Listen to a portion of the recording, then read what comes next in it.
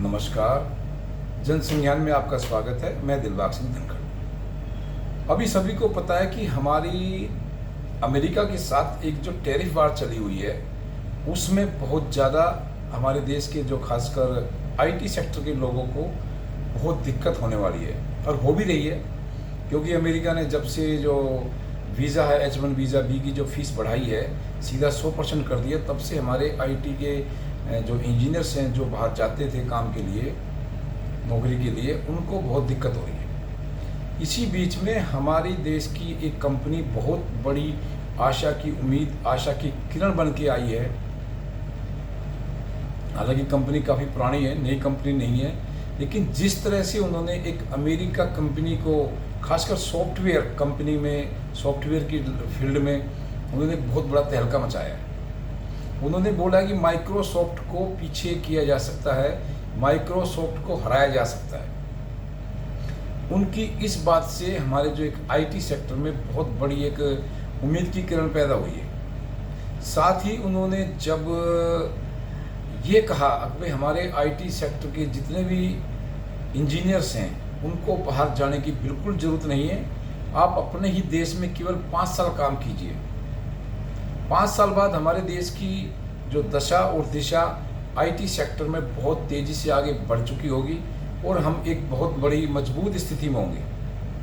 साथ ही उन्होंने ये भी कहा है कि हाँ, हो सकता है आप लोगों को थोड़े समय के लिए दिक्कत हो सकती है, लेकिन आने वाले टाइम में हम बहुत मजबूती से अपने आप को स्थापित करेंगे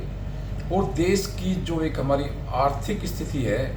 उसको भी हम बहुत मजबूत कर देंगे। साथ ही उन्होंने ये भी कहा है कि हमारे देश में किसी प्रकार की भी टैलेंट की कमी नहीं है। हमारे देश में इतना ज़्यादा टैलेंट है जो विदेशों में जाता है और उन कंपनियों को हम दिनों दिन रात दुगनी चौगनी तरक्की कर देते हैं, लेकिन वही टैलेंट अगर हमारे देश में रुकता है तो हमारे देश में बहुत ज़्यादा तेज़ी से, खासकर आईटी सेक्टर की वो बात करते हैं कि बहुत ज़्यादा तेज़ी से वो आगे बढ़ेंगे। मैं बात कर रहा हूँ, एक जोहो कंपनी है, ZOHO, काफ़ी पुरानी कंपनी है। श्रीधर वेम्बू जी इसके मालिक हैं, तमिलनाडु की कंपनी है ये। वो बहुत ही एक गरीब घर के एक आदमी है, अब तो खैर अच्छी कंपनी हो गई है, लेकिन वो बिल्कुल गरीब घर से, वो एक गांव से बिल्कुल निकले हुए एक आदमी हैं और उन्होंने आईटी सेक्टर में अब बहुत बड़ा एक मजबूती से अपना जो कदम बढ़ाया है उसकी तुलना नहीं कर सकते। खासकर जब से अमेरिका ने हमारे जो आईटी सेक्टर के लोगों पर एक पाबंदी लगाई वीज़ा सेक्टर में, H1 वीज़ा बी पर, तो हमारे देश में जो एक निराशा की जो लहर, निराशा जी थोड़ी जो छा गई थी खासकर हमारे आईटी इंजीनियर्स को, उनके लिए बहुत बड़ा वरदान साबित होगी। क्योंकि उनकी जो कंपनी है वो अभी तक, यानी कोई, उनका कहना था वो कोई ऐड भी नहीं करते, ना कहीं वो ऐड करते हैं और ना उन्होंने अपनी कंपनी को आज तक किसी भी स्टॉक मार्केट में लिस्टेड कराया। यानी कि जो उनकी कंपनी की वर्थ है 1 लाख करोड़ से ऊपर की वर्थ है उनकी, वो टोटल उनके खुद का पैसा है, यानी कि उनके कजन्स का, ब्रदर्स का, सिस्टर्स का, या खुद की जो कंपनी अपने अर्न करती है उसी पैसे को उसमें इन्वेस्ट करते हैं और उसी से अपनी कंपनी आगे बढ़ाते हैं। उनका लगभग 8700 करोड़ से 8800 करोड़ रुपए तक का सालाना का एक रेवेन्यू जनरेट करते हैं और जो काफ़ी उनका मार्जिन भी उसमें 3000 करोड़ से ऊपर का सालाना का निकल के आता है। तो इस चीज़ का जो हम एक, जो हमारे देश के अंदर काफ़ी दिनों से डिमांड चल रही थी कि भाई हम स्वदेशी जो हर चीज़ को अपनाते जा रहे हैं, हर चीज़ की एक, हमारे देश के अंदर एक स्वदेशी की एक लहर चली है कि अमेरिका जैसे कंट्रीज़ को अगर हमने टक्कर देना है तो हमें स्वदेशी की तरफ बहुत ज़्यादा तेज़ी से आगे बढ़ना होगा। लेकिन खासकर हम जो आईटी सेक्टर में, खासकर माइक्रोसॉफ्ट का, हमारे पास कोई किसी तरह का इलाज या उसका एक तरह से कह सकते हैं कि उसका कोई प्रतिद्वंदी हमारे पास मजबूत नहीं था जो उसको टक्कर दे सके। लेकिन जोहो एक कंपनी ऐसी है जो वो बोल रही है कि हम अपना इसको काफ़ी, इसको माइक्रोसॉफ्ट के हम लेवल से ज़्यादा हम आगे बढ़ सकते हैं अगर हमारे देश के आईटीज़ के जो इंजीनियर्स हैं वो हमारे देश में सहयोग करें। तो उनकी इस बात का समर्थन जो है कि हमारे जो आईटी सेक्टर के जो मिनिस्टर हैं वैष्णव जी, उन्होंने भी किया है। कई दिन पहले उन्होंने एक ट्वीट भी किया है। एक रेलवे के भी वो मिनिस्टर हैं, रेलवे मिनिस्टर भी हैं, उन्होंने बोला है कि भाई मैं आज जो कोई प्रेजेंटेशन दे रहा हूँ, यानी कि उन्होंने रेलवे का एक प्रेजेंटेशन दिया था, उसमें उन्होंने क्लियर किया कि जो मैंने प्रेजेंटेशन तैयार किया है, जो दे रहा हूँ मैं, ये जोहो कंपनी का है, जोहो के बेस पे बना हुआ है। यानी कि आप जो अब तक माइक्रोसॉफ्ट के जो काफ़ी एक्सेल है, एमएस ऑफिस है, वर्ड्स है, या उसके जो भी आप पावर पॉइंट्स हैं, उसके जो आप यूज़ करते थे विंडोज़ के लिए, अब सिस्टम के लिए, उसको अपना कोई भी प्रेजेंटेशन के लिए, तो आपको माइक्रोसॉफ्ट पे डिपेंड रहना पड़ता था। लेकिन जब हमारे आईटी मिनिस्टर ने, रेलवे मिनिस्टर ने दावा कर दिया है कि जोहो कंपनी का मैं यूज़ कर रहा हूँ, तो इसका मतलब ये जानिए कि एक तरह से वो उनका बहुत बड़ा वो ऐड कर रहे हैं और बहुत ज़्यादा उनको सपोर्ट कर रहे हैं। मतलब ये कि हमारे देश के अंदर भी अब एक ऐसी कंपनी बिल्कुल सामने आ गई है। हालांकि कंपनी पहले से, मैं फिर दोबारा कह रहा हूँ, ये काफ़ी इसके बिजनेस हैं, इसके काफ़ी देशों में इसका बिजनेस व्यापार है, लेकिन अभी तक भी इस कंपनी ने कोई ऐड वगैरह सिस्टम करके लोगों के बीच में ज़्यादा तेज़ी से ये नहीं आई। इस कंपनी के भी काफ़ी प्रोडक्ट्स हैं, जो इसके जो CRM है, खासकर कस्टमर रिलेटिव जो एक मैनेजमेंट है, उसका बहुत ज़्यादा कंपनियाँ इस्तेमाल करती हैं। हमारे देश के काफ़ी बैंक्स उसका इस्तेमाल करते हैं। बहुत बड़ी फर्म है, कोई छोटी फर्म नहीं है, और अब तक इसने कोई मार्केट से पैसा भी नहीं लिया है। सबसे बड़ी बात यह कि जो इसने वर्थ अपना बढ़ाई है कंपनी ने, वो किसी अपने इंडिपेंडेंट बढ़ाई है। यानी कि अगर ये मार्केट में लिस्टेड हो जाए तो इसके पास भी पैसे की कोई कमी नहीं होगी। अब मुझे ये लग भी रहा है कि हो सकता है जल्द ही ये मार्केट लिस्टेड हो, क्योंकि जो माइक्रोसॉफ्ट की कंपनी है, माइक्रोसॉफ्ट जो है, उसकी जो इकोनॉमी है, उसकी वो जो GDP है, या उसकी जो कीमत लगा सकते, कह सकते हैं आप, टोटल जो उसकी जो कंपनी की जो वैल्यू है, वो करीब करीब 4 ट्रिलियन है। यानी कि हमारे पूरे देश की जो अर्थव्यवस्था है, जो GDP है, उसके मुकाबले अकेले केवल अमेरिका की एक माइक्रोसॉफ्ट कंपनी है। अब आप समझ सकते हैं कि अगर हमने माइक्रोसॉफ्ट को टक्कर दे करके अपनी जोहो फर्म को हमने आगे बढ़ा दिया,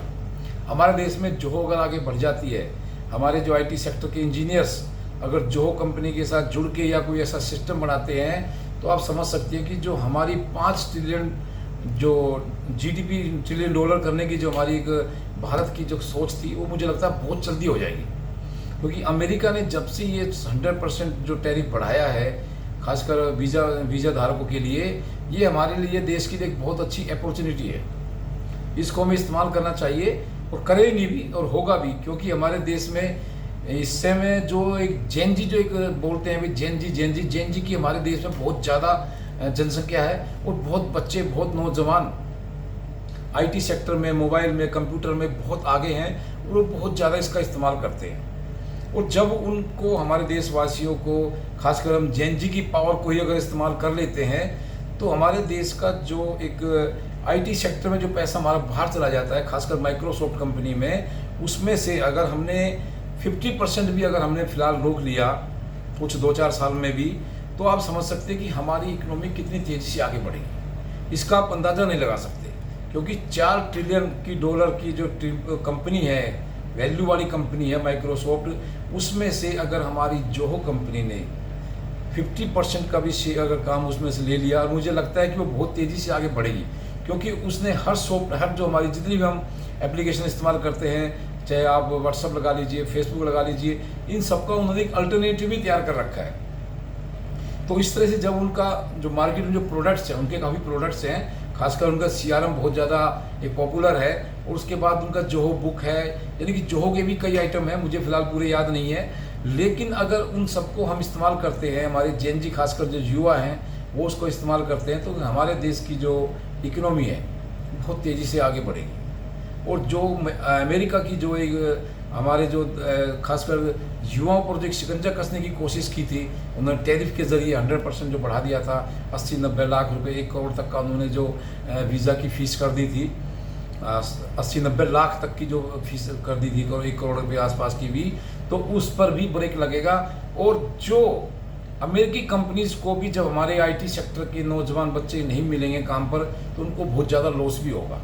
हालांकि वहाँ अभी से शोर मचना शुरू हो गया है कि अमेरिका ने ऐसे करके हमारे देश के अंदर जो एक टैलेंट आ रहा था, अमेरिका में जो टैलेंट आ रहा था, उसको रोक दिया है। लेकिन अमेरिका की जो पॉलिसी है, और डोनाल्ड ट्रंप पता नहीं किस टाइम क्या कुछ कह दें, क्या पॉलिसी बना दें, किस पर क्या अंकुश लगा दें, किसको क्या छूट दे दें, ये कुछ पता नहीं है। लेकिन मुझे लगता है कि इस समय हमारे देश के जो खासकर युवा हैं, जिनको हमें एक जेनजी वर्ड भी आजकल बहुत ज़्यादा चल रहा है, वो अगर हमारे देश की युवा शक्ति अगर IT सेक्टर में जोहो कंपनी के साथ मिलकर के काम करते हैं तो आने वाले टाइम में हमारे देश की अर्थव्यवस्था बहुत तेज़ी से आगे बढ़ेगी और अमेरिका जैसे देशों के ये मुंह पर ये एक बहुत बड़ा करारा थप्पड़ होगा कि उनको कभी भी जो हमारे देश के आईटी सेक्टर के नौजवानों को इन्होंने अपमान करने की कोशिश की थी, वो कहते थे हमारे देश में आते हो कमा खा के यहाँ से ले जाते हैं, तो उन पर एक बहुत बड़ा तमाचा होगा कि वो हमारे युवाओं को, हमारे टैलेंट को ऐसे अपमानित नहीं करेंगे, नहीं कर सकते।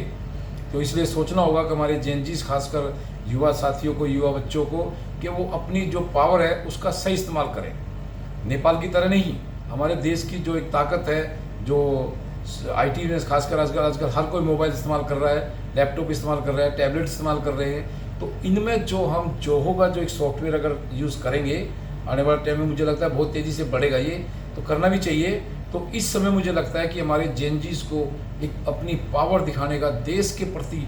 पावर दिखाने का, देश को आगे बढ़ाने में पावर दिखाने का, देश को उज्जवल करने में